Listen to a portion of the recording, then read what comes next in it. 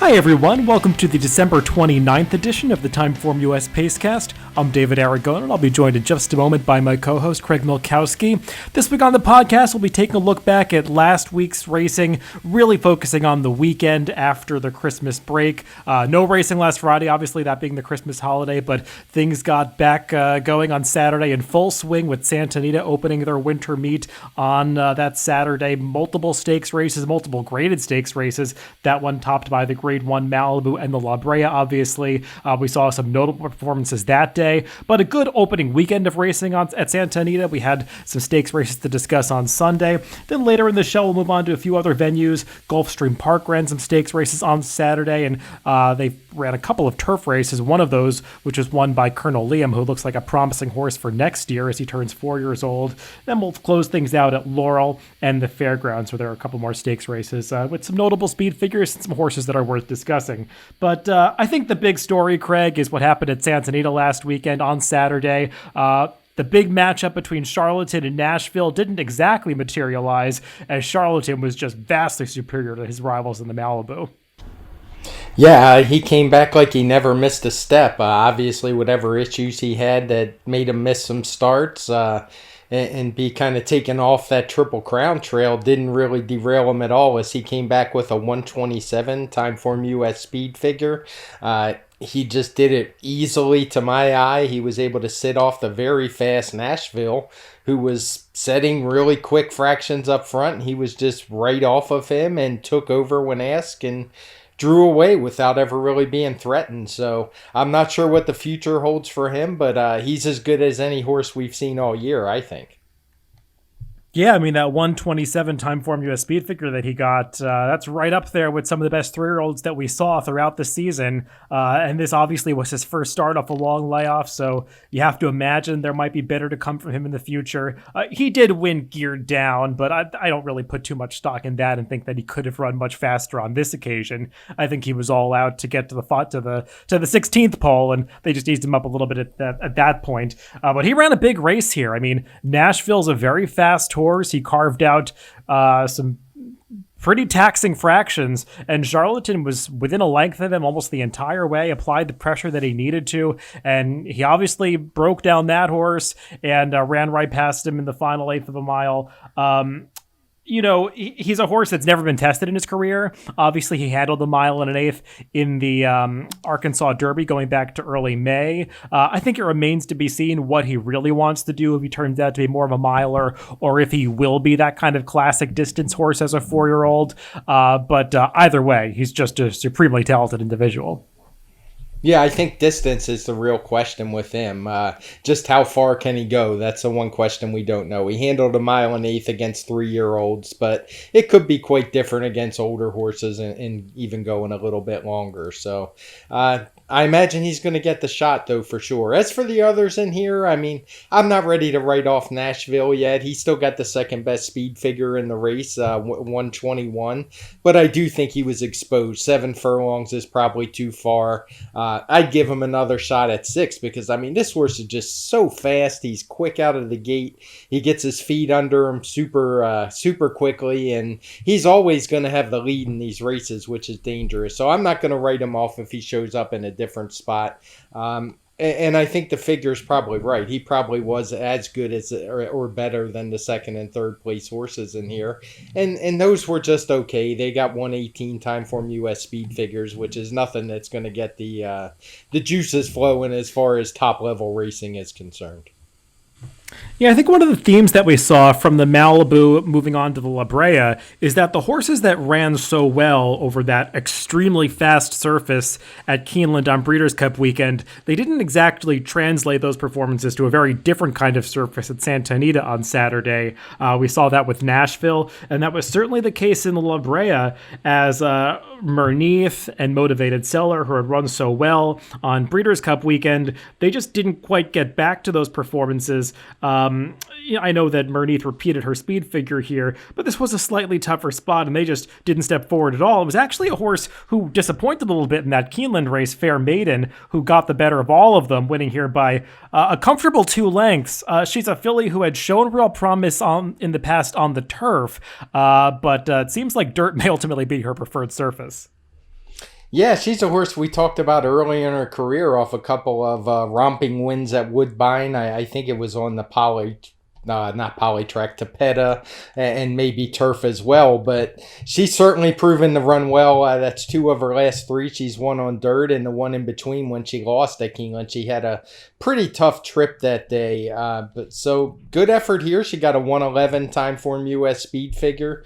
No problem making figures on this card. Everything was pretty straightforward. We had the Malibu to compare it to, but there were other dirt races as well. So I think it's a solid representation of what she ran here. It's not up there with the older horses and a lot of other horses that we saw, 3-year-old sprinters, but who knows? I haven't paid attention to see who's coming back, but she certainly did everything the right way. I did want to ask you, I saw some people commenting about the rail. I haven't went back and watched the replays yet. Did you notice anything where maybe you didn't think the rail was the place to be? I didn't watch all of the races at Santa Anita on Saturday. I obviously watched the stakes races. I was wondering it as I was viewing them. I'm not sure, though. I think a lot of the horses that maybe were fading on the rail had other excuses, like Nashville, who went so fast in that race. And I thought that, Merneath was towards the inside for much of the way, and she ran her race here. I think she just encountered some horses who were a little better than she was. So I don't know. I was on the fence about it, but I didn't see enough to make a real declarative statement one way or the other. I mean, and as you said, Fair Maiden, I know she went off at 20-1 here, but if you watch the last race at Keeneland, I don't think it's some major surprise that she was able to rebound and turn the tables on some of those horses, because she did get a real trip at Keeneland in her prior start. And before that, she had won impressively on the dirt at Churchill Downs. So there was certainly a case to be made for her. I'm not trying to say that as some kind of red board, because we didn't discuss this race on the forecast last week. We didn't do one. But there were some things to like about Fair Maiden. I think the big disappointment in this race was obviously Finite. I don't really know what was going on with her. She looked so good in Kentucky coming into this race, and she was just never really a factor here. Yeah, I don't know what happened with her. She was back pretty far. I remember looking at the pace projector and seeing how far back she was and thinking that if it played out that way, it would be trouble for her. And it certainly did, because she was way back early and just didn't really do any running at all. I mean, she clunked up, got fourth, I think, but she only made up a couple lengths from early in the race to the finish. So never really a factor at all. Move on to the other Grade 1 race, the third that they ran on Saturday at Santa Anita. That was the American Oaks for the 3-year-old fillies, going 1.25 miles on the turf.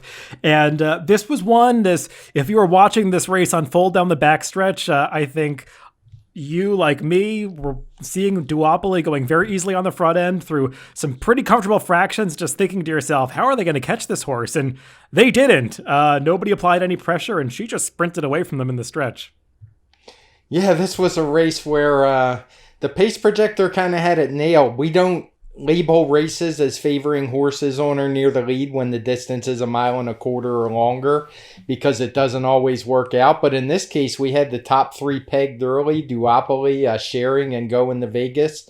And they ran that way 1, 2, 3 around the track, with Sharing just losing out the place position late to Going to Vegas, but no real change. It was basically a merry-go-round.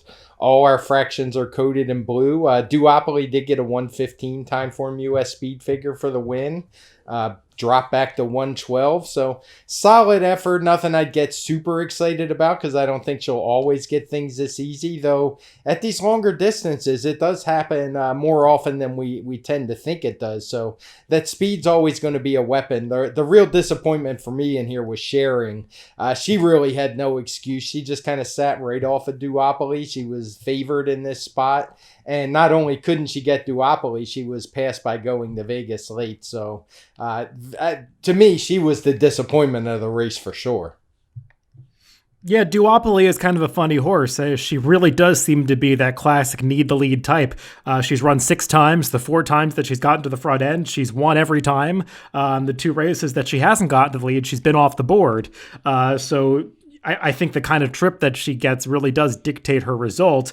But she's obviously gotten very good. I know she was a horse that Chad Brown was high on going all the way back to the spring. She was a big favorite in a maiden race at Churchill that she did lose, but she's come on since then and become a really nice 3-year-old filly. That stakes race that she's exiting at Aqueduct, that Winter Memories, which she won right before that's turning out to be a strong race, because we'll talk about another horse out of there that won a stakes at Gulfstream a little bit later. But it seems like she's just hitting her stride now. And it's not like she got that lucky to win this race, in my opinion, because she really sprinted away from them in the late stages. I know that she got a favorable trip, but she was opening up on this field at the end. It's not like she just barely held on. And as you said, her main rival, Sharing, just didn't show up with one of her good efforts. This was a poor showing from Sharing, because she was getting a pretty good trip. I mean, if she was that much superior to Duopoly, stalking a length off a horse setting a slow pace shouldn't be that much of a disadvantage for her. But she even lost second here to going to Vegas. So that was a little discouraging from Sharing. The others that were trying to close, I guess they were somewhat compromised, but I don't think even with a more favorable pace setup, they were beating Duopoly. No, I would definitely agree with that. I mean, I'll make a note. Red Lark got a good figure, as good as the winner did in here, and she's one that really had no chance whatsoever. So maybe I'd give her a shot if the price was right next time. But the others, I didn't see a whole lot. A little earlier in the day at Santa Anita on Saturday, they ran the Grade 2 San Antonio for the older horses, and this one produced quite an upset. They really bet Mucho Gusto, the returning Bob Baffert 4-year-old, down to 1-2 odds. He obviously had the credentials to win this race, having won the Grade 1 Pegasus World Cup all the way back in January of this year, hadn't raced since the Saudi Cup, but he was just a little bit dull on return, and beyond him, the others really had something defined in terms from a class standpoint, and it was Kiss Today Goodbye, who was just coming off an allowance victory, but he upset this field. He did. It was an interesting race. I'm not sure what to make of the race from the favorite. He's a horse who obviously won the Pegasus last year. He ran fine when he went to Saudi without being able to win in Mucho Gusto, but he just didn't have it here. I wound up off the board at 2-5, and Kiss Today Goodbye was able to pick up the pieces. It's a race where, watching the flow, the last two kind of came up and got it, and you'd think the pace was quick, but if anything, it was a little bit on the slowish side. So it's hard to give much of an excuse to Mucho Gusto other than maybe he just wasn't ready. As for the winner, Kiss Today Goodbye, he had run some pretty good races last year. He's a horse who ran a good third in the Shared Belief Stakes. He got a big 121 figure that day, and it's one that he matched here. So he had shown that kind of potential. For some reason, he was put on turf after that race, didn't run well twice. Then he showed up in an allowance race, and though he won that day with only a 112, that was a replay definitely worth watching, because he got a super wide trip all the way around, and I didn't know how much better you could say his figure could have been, but it was definitely better than a 112. So looking back in hindsight, because I did not bet this horse, but he was certainly one you could land on if you didn't think Mucho Gusto was going to show up. No, we had talked about that race on the Pacecast, I believe, on what turned out to be a light week, his allowance victory and how wide he had gone in that race. And he did lose a ton of ground, and he obviously showed here that he's capable of running a faster speed figure, as you said he had done in the Shared Belief prior to that. He's a horse that struggled with consistency, but seems like they're getting him figured out now, because he had run okay in his turf races prior to coming back to dirt in that allowance victory, and it just seems like he's slowly but surely getting into more of a rhythm. And with this performance, he puts his name into the mix among the older horses in California, because we don't know when some of the horses who competed in the Breeders' Cup Classic are going to return. And Mucho Gusto on this performance, I don't really know where he goes from here. Maybe he just needed the race off the layoff, but Bob Baffert usually has these horses ready to go. So his performance was a little perplexing. I also want to give a mention to the runner-up Idol. He's a very lightly raced horse who was coming into this graded stakes debut off just 3 prior runs. He's definitely a horse that has room to grow. He'll be turning 4 just like the winner next year. So I think both of these horses still have upside and are ones to watch in this California Stakes division. Yeah, I would agree. I should have mentioned but all the top three horses in here got a 121 Timeform US. But if you ask me the one with the most upside, I would say it probably is Idol because I mean it was only his fourth career start. He's advanced his speed figure every single time out, and he was at least up a little closer to that pace than some of the others. So I mean he definitely has the upside, and if they ran back tomorrow, he may be the one I'd go with. And if you think the rail wasn't the place to be, I'm not sure that this race really corroborates that. I mean, I know that the winner came from off the pace and closed down the center of the track, but at different points, both Idol and Take the 101 were down towards the inside, and they ran pretty well to be second and third here. They both earned speed figures that suggest these were among the best performances of their careers. So I don't know if I'd go so far to say that the rail wasn't the place to be based on the races that we're talking about on the dirt at Santa Anita on Saturday. Earlier in the day at Santa Anita on that Saturday card, they ran one more graded stakes. This one was the Grade 2 Mathis Brothers Mile, the fourth race on that card. Going a mile on the turf for the 3-year-olds, and no surprise, Smooth Like Straight got the job done here. He just looked like the classiest horse coming in, and he stalked and pounced and beat last year's juvenile champ Storm the Court. Yeah, it was just another solid effort from him. He always seems to run his race. He basically always runs the same figure, plus you can add a point or two each time out because he seems to be getting a little better. And he did it here again with a 119. I mean, he was a pretty heavy favorite at 4-5. He did look to have a little bit of a tactical edge on some of the others in here, but he ran fine as always. And the horse that actually impressed me, not as much as a winner because I don't think he was ever beating him, but Storm the Court really hung on well for second. I mean, he had every reason to pack it in, getting challenged by the favorite, but he dug in and held off some other horses with some bigger reputations like Whisper Not and Field Pass and ran a really good second. So maybe the turf will turn out to be the thing for last year's juvenile winner. Yeah, I thought he was game to hold on for second here. It's nice to see him do well because I know he had disappointed quite a bit earlier in the year. But Smooth Like Straight, I know he only won by 3/4 of a length. He just looked like a winner most of the way, and he's been so good all year. He had just lost that Grade 1 in the Hollywood Derby prior to this. Multiple graded stakes wins for him on the year. And I really do think a mile is probably the best distance for him. I know they've tried going longer a few times, but he seems like one that could do a lot of damage in the mile division when he turns 4 next year. Kind of akin to a Mo Forza, who did so well in these 3-year-old stakes at the end of the year, his 3-year-old season in 2019, and he went on to do to perform well, although an abbreviated season as a 4-year-old. But I think Smooth Like Straight could accomplish some similar feats. Yeah, I would agree with that. And good point about the distance. It does seem to be a mile is his real sweet spot. Before we move on from Santa Anita, let's discuss a couple of races from their Sunday card. Just one graded stakes on that day. That was the Robert J. Frankel, won by Mucho Unusual. Not the strongest field of turf horses for a graded stakes event. I know we've been talking about this really ad nauseum with the graded stakes out in California, especially among the fillies and mares. It's just not the strongest group, and it hasn't been all year. Mucho Unusual got the job done. There was a Chad Brown East Coast shipper in the race that got an interesting ride. Mucho Unusual is probably just better than these horses. Yeah, I mean, she was dropping out of the Breeders' Cup filly and mare turf. She had won the Grade 1 last time, the Rodeo Drive. And I don't have the exact figure yet, but I would guess it's going to be around a 113, which is basically similar to what she runs every single time out, which outside of California, that's not going to win you very many graded stakes races for older fillies and mares, but it does there. So good spotting by the trainer, Tim Yakteen, and don't really have a whole lot more to say about this other than just a really weak race for the grade. Yeah, I mean, the fact that Miss Tehran was vying for favoritism as a horse shipping to the West Coast for Chad Brown, having never even won in this country, I think says a lot about what the bettors think of those Southern California turf horses.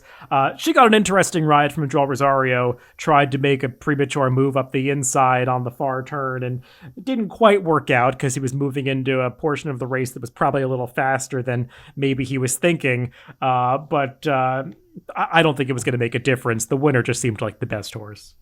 Other stakes race on Sunday at Santa Anita was the Eddie Logan for the 2-year-olds. This one was won by Kafkin Peak, who is now 2 for 2 in this country after making one prior start in Europe. Craig, I didn't see the speed figure for this race either. I don't know if you have a sense of it yet. The winner looked pretty good, though. I'm just not sure what he was beating here. Yeah, this one's a tough call. I'm not even going to try to estimate what figure my assistant will give this race. There was an earlier race, the first race for pretty good allowance horses on the turf at a mile, same as this one, and it came back a good 2 seconds slower, or nearly 2 seconds slower, but it's the kind where there's no way you can rate these two races together on final time. I think in large part that the difference in the time is because of the pace. There was a much faster pace in this Eddie Logan Stakes. At every point of call, they basically finished up the same. So I would suspect he's going to give this race somewhere around 100, maybe a little bit more. But if people are comparing the times of the first race and this one, it's going to lead you astray, because if you use the times and just took them literally in this case, you would rate this horse as probably the best juvenile turfer in the country. And I seriously doubt that's what we saw. And sticking with the 2-year-olds, I think we did see one noteworthy performance from the 2-year-olds on the dirt at Santa Anita last weekend. That was on Saturday in a maiden race as Wipe the Slate won his second start, going 7 furlongs. This one earned a respectable 104 Timeform US speed figure, and I don't really know how far he wants to go, but I thought this son of Nyquist looked pretty good for Doug O'Neill. Yeah, he certainly did. He ran well, got a decent speed figure, as you say, a 104. And I think what's notable is he comes out of that Life is Good maiden race, the Bob Baffert horse who ran off the screen first time out, got a 113 that day. So if anything, he solidified that number. He also wasn't even favored in here. He beat a horse in Affable who was second time out for Mark Glatt. And I thought that one ran well. He ran the same figure first time as he did first time, but Wait the Slate just improved a bit for a horse we seem to be talking a lot about, a sire we seem to be talking a lot about in Nyquist. He's one who's off to a really good start. Yeah, and Affable, I believe, was also coming off a maiden race at Del Mar where he lost to a Bob Baffert runner that looks pretty good. I forget what that one's name is. But he ran fine here as well to be second. So this was just a fast race all around. And I think it goes to show that the 2-year-olds with ability, we're going to come out of the woodwork in California at some point, because we talked about how weak some of these California graded stakes had been for the 2-year-olds all year long. And some of these horses, the speed figures that they're running now in maiden races, if they had been ready to run 2 or 3 months earlier, they would have been graded stakes winners with those kinds of numbers. But they're debuting now and running in maiden races now. And I think we'll see them running in some of these Derby and Oaks preps in the coming months. Yeah, I think that's a really good point you make. That's something we have to keep in mind.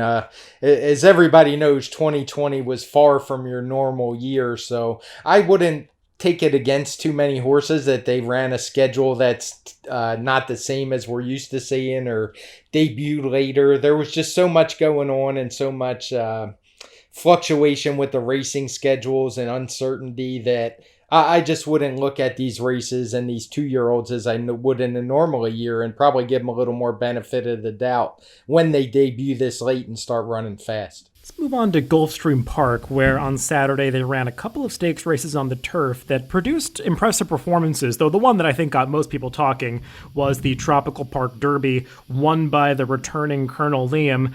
This was a horse who had run a fast allowance race at Saratoga in his turf debut. Some would say he was a little unlucky to lose the Saratoga Derby after that to Domestic Spending, who is among, if not the top 3-year-old turf horse in the country right now. And Colonel Liam returned here and did, I think, everything you'd want to see from a horse coming back off a layoff. Irad Ortiz rode him like he was much the best horse, and I think he proved it on the racetrack. Yeah, he was much the best horse. He ran a 121 Timeform US speed figure in here, which, for comparison's sake, the fellow 3-year-old Smooth Like Straight was a couple points faster. Granted, he did it in just a $75,000 stakes race as opposed to, I think it was a grade 2 in the other one, but if this horse had showed up on the other coast, I think he would have won that race too, just watching it and how he was handled. He's a horse we've been talking about since the first time he tried turf. He was incredibly impressive in that win on his allowance win at, I believe it was at Saratoga, and he's done nothing since to change my opinion. He looks like a horse that's ready to jump in and tangle with older. I don't know what the plans are, if he's a horse being pointed to the Pegasus turf or not. That may be a little steep this quick, but then again, it wouldn't surprise me because he looked that good. No, I agree with that. I mean, and for a $75,000 stakes race, there were some good horses in here. Don Juan Kitten, he's a stakes winner on turf. It seems like throughout the summer and fall, he was right there in a lot of stakes races that drew large fields. Fancy Liquor and Sol Volante. I know that they didn't put in their best efforts here, but they were among the also-rans. They're very good horses. And Colonel Liam just dominated this group. I mean, he was wide around the far turn, making an impressive move, and he just kept running away from them in the stretch. When he levels off in the stretch of his races, he just has a really powerful finishing kick. And this race was a mile and a 16th. He gives me the sense that he can handle longer distances. Not saying that he's going to be a Breeders' Cup Turf kind of horse, but I wouldn't be discouraged to stretch him out a little bit in the Pegasus, not knowing exactly who's showing up for that race. But typically the Pegasus is a race where you get some horses that are want to go longer distances or specialize in shorter distances, and they kind of have to meet in the middle, going that mile and 3/16, and that could be a distance that really hits him square between the eyes.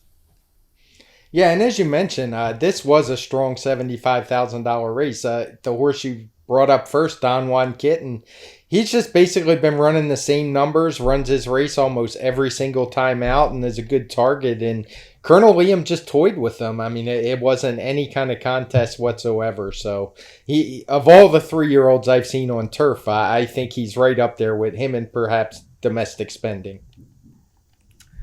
And I don't think that we should let the winner of the Tropical Park Oaks be too overshadowed, Vigilante's Way, because she didn't run quite as fast as Colonel Liam, but she was pretty impressive in her own right. She did lead from gate to wire, but it's not like they let her walk along up front. She carved out some legitimate fractions, and she just ran away from this field in the stretch. Yeah, she did. They weren't quite enough to get the red color coding, but they were pretty close. And she wound up with what I think is a career best TimeformUS speed figure of 114. This was a race for just 3-year-olds, I believe. So, it's a really solid number. It's better than what we're probably going to get from that West Coast race we talked about. So, good effort from her. She's another one that just always seems to show up and run a solid race. And when she's able to get alone, she's just always going to be tough to beat. But she has proven versatile as well. She's a horse who almost came from way back to win a stakes race at Pimlico. I think that was on Preakness Day. So versatile horse with plenty of talent for Shug McGahee. Yeah, she's also coming out of that Winter Memories at Aqueduct where she finished third behind Duopoly. And I don't think she was ever beating Duopoly that day, and she probably wouldn't have beaten her if Shug McGahee had decided to ship her out to the Grade 1 American Oaks. But I imagine she could have gotten a graded stakes placing if she had run in that race, because she was just much better than these horses that she faced at Gulfstream. Speak to Me of Summer, who was third here. She's a Christophe Clement filly who had placed in some graded stakes earlier in the year, and Stunning Sky, who was the even money favorite here. I mean, she had won some graded stakes for Mike Maker going back to the summer, and she just could never really get involved here. And Vigilante's Way, I mean, from about the 3/8 pull home, she just never let anybody else get into the race. She's kind of a smaller filly, but she's got a nice engine on her, and she's got a good turn of foot, and I just think she's progressing really well for a trainer who typically gets these horses to continue improving. And I should also mention she's one of these Phipps horses who has a pretty big pedigree. I think her second dam is Personal Ensign. She's a half-sister to Mr. Speaker and Fire Away. The former was a Grade 1 winner on turf. The latter a graded stakes winner on turf. So this one is one that once she retires, I imagine that she'll be one of the prized producers for the Phipps family as well. Sticking with some Shug McGahee runner, let's also talk about one more race from Saturday Gulfstream Park. That was a maiden race that was run right before the stakes races, as Greatest Honor broke his maiden going a mile and the 16th on the dirt. This one had already made, I believe, 3 starts in his career. This was his 4th career start, but he got the maiden victory here after finishing second a few times, and just seems like one that now that he's broken his maiden could go on to some bigger things for Shug. Yeah, he got a 102 for the win. He actually was turning back in distance, something we don't often see for 2-year-olds this time of year. But that's more about the course configuration. They can't run that mile and a 16th at Aqueduct where he was. And I thought it was a really good effort from him. The pace was definitely on the moderate to slow side, and he was well back. And at a track configuration that doesn't really help closers with that short run to the first turn, he was able to do it pretty easily anyway. So I thought it was a big effort from him, and I actually thought the runner-up, Dynamic One, a second-time starter for Todd Pletcher, actually ran very well also. Yeah, sticking with those Phipps pedigrees, Dynamic One is actually a rare Phipps co-owned horse that's trained by Todd Pletcher. That's not something I've ever seen before, but he ran much better than he did in his Aqueduct debut, where he was a bit of a tip and didn't get out of the gate that day. Well, he broke better this time, even though he was a little slow away from the gate, but his performance was also much better. So greatest honor, he had to run well to beat him, and I thought he did. He was hampered a little bit in the first turn when there was an unfortunate incident with a horse going down, but greatest honor wheeled to the outside on the far turn and just relentlessly wore down Dynamic One. This race was only going a mile and a 16th, but as you said, Shug had run him a mile and an eighth in his prior start, and he seems like one that will run all day. He's certainly bred to. His dam is out of Better Than Honor, making her a half-sister to horses like Jazzil and Rags to Riches, who both won the Belmont Stakes, and Greatest Honor is By Tappet, who is the greatest sire of Belmont Stakes winners of the past decade. So he's one that should appreciate more distance when he gets it, and I think we could see some faster performances out of him in the future as he continues progressing. Let's move on to the final 2 venues that we'll visit on this podcast. The first of those is Laurel, where they ran a card full of stakes races on Saturday. The 2 that are in the fastest speed figures, though, were the Native Dancer and the Dave's Friend. And the Native Dancer, that one was won by Harper's First Ride, who has just been an absolute terror on the Maryland circuit all year long. He just seems to win all of these races, and he just keeps getting better as well. And he was the heavy favorite here, and he was just superior to his rivals. Yeah, he's just very tough to beat. I think he went off 1-5 in here. It looked like a layover basically against his group, and he backed it up. He had no problem at beating a lot of the same horses he usually does in Cordmaker, who I think was in here again, and he did it, but this time he did it with a nice figure, one we haven't seen from him before, a 121. And for me, these are the kind of horses I like. I mean, he's about to turn 5, which is right as when horses should be hitting their peak. And he is. We just don't often get to see it, but with him being a gelding, he's not going anywhere anytime soon, and he's probably going to make a lot of money for the connections, because those kind of numbers are going to win a whole bunch of races. The only race he lost recently was when he was second in that Maryland Million Day Classic to a Monday Morning Quarterback. That one shipped up to New York and ran very well when running second. So just a really cool horse, and one I can get behind. Yeah, he was impressive winning this race, and he earned, I believe, the best speed figure of his career, that 121. He had approached 120, and I think earned that once in one of his victories prior this year. But I know that he had benefited from some relatively slow paces in some of his prior races that may have hurt his overall speed figures a little bit, but it's nice to see him starting to earn some graded stakes level speed figures in these races. I'm still a little bit skeptical that he can transfer this form into a tougher race, because it seems like, for whatever reason, he's one of these Maryland horses that only performs well in Maryland. They've tried to ship him to other circuits a few times, and it hasn't worked out. He did not run well in the Monmouth Cup earlier this year, but perhaps he's just a better horse now, and maybe they'll try again when he's a 5-year-old next year.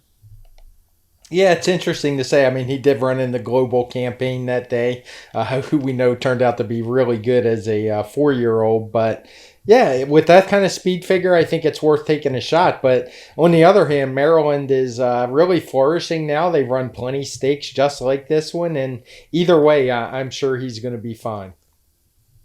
Speaking of some of those Maryland divisions, I think none is tougher than that group of dirt sprinters that they have down there. And we saw them in action in the Dave's Friend, and it seemed like they all just take turns beating each other. And now there's a new player on the scene in Where She Told Me to Go, who seems to have finally gotten back on track for trainer Brittany Russell. He was very good as a 3-year-old and been off form for a little while, but this was one of the finest performances of his career. Yeah, for sure. He got a 123 Timeform US speed figure for the win. Kind of verified his last race, which seemed to come out of nowhere when he got a 120, beating Lakai last time out. But he just seems to be in top form. And what's impressive to me is he's done it since leaving the barn of Brad Cox, which is something that would seem tough to do. But he wasn't running very well in that barn. He changed hands, and now this is his third win in a row, second lifetime top in a row. And I mean, heck, this race was faster than what I gave the Breeders' Cup. I'm not for 1 second saying he could have run in the Breeders' Cup and been a contender, because you do have to consider other things like the quality of the competition. But speed-wise, he's right up there with the best sprinters we have outside of what we saw in the Malibu. Yeah, and he's a horse that had run some faster speed figures in the past. He had run so well in that race at Parks, I believe in 2018, when he tried to take a bite out of, I believe it was Friends A Fire at that time. That race feels like it was forever ago, but I think it was just 2 seasons ago. But as you said, he had been off form for a little while after that. He couldn't really produce his best form for even Brad Cox. But we haven't talked about it much on this podcast, but I mean, I think the big story out of Laurel, at least through the fall of this year, has been the Brittany Russell barn and just what she's doing with the horses in her stable. I mean, she's winning at almost 50% with nearly 50 starters, and just routinely you see horses like this producing their career best efforts for her. It's not like she's one of those claiming barns, because she's not. She's just getting these horses that she has, or that she's getting into her stable, to produce best efforts and to consistently win. And that's what we saw with Where She Told Me to Go in this Dave's Friend.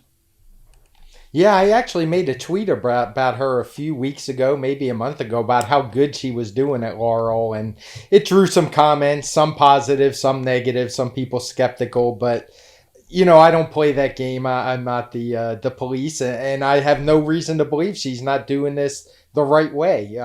If it turns out differently, so be it. But from what I've read and understand, she's a really good horseman and just doing good things with her horses. Yeah, I think what's going on, I mean, I don't have any inside knowledge, but I mean, you look at trainers that can improve horses, and she certainly is improving horses, so say what you will about that, but just combing through the stats, she's been starting a lot of very short prices, and even though she's winning at 50%, the ROI is not that much above $2, and I think it speaks to the fact that she's running a lot of horses in races where they're supposed to win. So we'll see. I think that's just that really just speaks to the quality that she has in her barn right now, and she's gotten some owners that would typically give horses to other trainers like Brad Cox. She's getting those horses now, and they're running in Maryland, which is a circuit that, while the quality has risen, it's not quite to the level of a New York or a Churchill Downs or Kentucky. So she probably has stock where she could compete on those tougher circuits, and she's staying in Maryland right now. And I think that has a lot to do with the win percentage. Yeah, I would definitely agree with that. Let's finish up the podcast just mentioning one more race from one more venue, and that's down in Louisiana, the Fairgrounds, where they ran a couple stakes races on Saturday, though the one that drew the highest quality was the Woodchopper for the 3-year-old colts. And Pixelate, who was a horse that I've had a thing for really all year, it was nice to see him get back to the winner's circle here, because he's been a little unlucky in some of his recent races. Yeah, he has. He's had some tough trips. He's drawn some not so great posts, and he put it all together here. He got a nice trip. He got a 117 Timeform US speed figure for the win. We don't have pace figures for this one. I assume it was a new turf course configuration. I'll have to look into that. And for these stakes races, I do try to go back when we get enough data and put those in. But it doesn't look like it was any kind of crazy pace flow or anything. The runner-up was tried to go wire to wire. Just got caught late in the top 5 is a mix of closers, mid-pack, and front runners. So it looks like a pretty honest pace to me, and just the best horse won. Yeah, I agree with that. He was supposed to win this race. He was bet pretty strongly, and he just got up. Pixelate's never the kind of horse that's going to win by a large margin. When he wins, he barely does. But he's got a nose for the wire, and he's a strong finisher. A mile is probably on the short side for him, but he ran well here. Nice to see him rebound from just a nightmare of a trip in his prior start at that chaotic Bryan Station at Keeneland. And prior to that, I didn't think he got the best ride in the Belmont Derby against some stronger rivals. So hopefully he gets his confidence back and competes in some tougher races in the future. That's all the racing to recap for this week. Again, this is one of those holiday weeks, so I don't think we're going to do a TimeformUS forecast later in the week. This will be the only podcast for this week because this Friday, that does coincide with New Year's Day. There'll be plenty of racing action to follow anyway, so I'm sure you all keep busy. But we'll be back with the TimeformUS Pacecast in a week from today on that Tuesday after the New Year, and then we'll get back on track of doing 2 podcasts for a week after that. So everybody, I hope you had a nice holiday this past week and enjoy the new year, and I wish you all the best of luck next year in 2021. So thanks for listening this week, and remember, you can always catch us on DRF.com, Spotify, iTunes, YouTube, and SoundCloud. Wherever you get your podcast, just make sure to subscribe to the Daily Racing Form channel. Thanks for listening, and stay tuned for more podcasts in 2021.